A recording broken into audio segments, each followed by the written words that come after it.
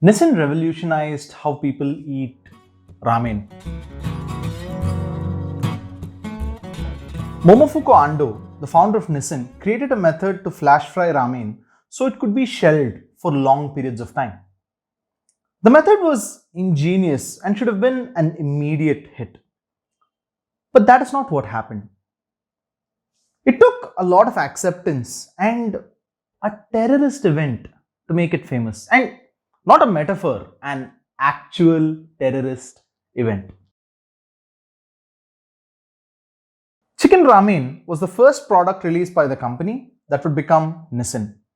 Momofuku Ando spent a year experimenting in a makeshift workshop in his house. The problem, however, was that it was not exactly cheap. It was a few times costlier than a bowl of udon noodles available around the same time. Retailers were reluctant to stock a product that could have been nothing more than a passing fad. A short lived fad would have hurt overstocked retailers the most.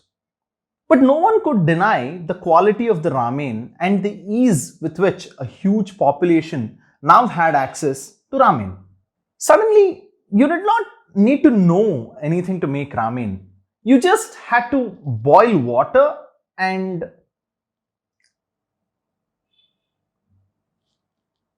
that's it. You just had to boil water.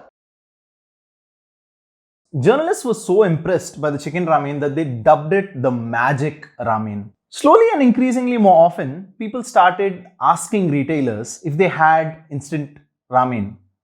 And increasingly more often, retailers started stocking them. Chicken ramen slowly got out of being a novelty to being a commonly available product. This was the earlier of the wins. The product grew and Nissin started exporting the products to other countries. Inspired by seeing people in America eat instant ramen in coffee cups and then dispose the cups, gave Ando the idea of creating cup noodles. It was one of those ideas which seem extremely obvious and insanely clever after someone has done it.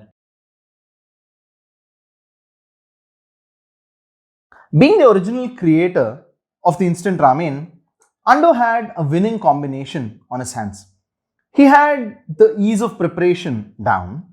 Now he had also brought ease of consumption to the market. But there was one problem. There were no takers. Already ramen was expensive. Cup noodles was a slightly more expensive version. Not only this, standing and eating was seen as something that was disrespectful. It was a bad match with the culture. Cup noodles did not get the kind of coverage that it would have preferred to have. But that changed with Asama Sanso.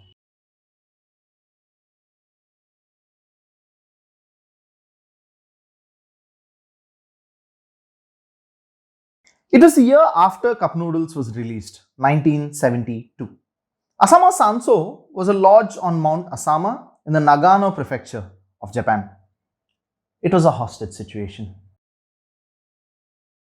5 men of the United Red Army were holding a woman hostage. Police surrounded the place and the situation grew tense with every passing day. Now, what does this have to do with cup noodles? The police standoff with the terrorists would go on for 10 long days. The whole nation was stuck to their radios and televisions. Every update was being reported. It was one of those reports that would nudge the noodles into a trajectory of great growth. You see, a few policemen on duty who were standing guard in the rough terrain were photographed eating. In full riot gear, the policemen held in their hands cup noodles. When it was hard to take a break and find traditional food, the men had resorted to using the easy cup noodles as a substitute. These images were seen nationwide. Even if Nissin had paid for it, it could not have gotten a coverage this broad. That coverage made cup noodles part of the national conversation. As the months rolled on, the sales of cup noodles started to mount too. Who would have imagined such a situation of horror could benefit a completely unrelated business. Because sometimes it's not just the work, sometimes it's the luck, or rather, it's the work to put yourself in a lucky place. I'll see you next time.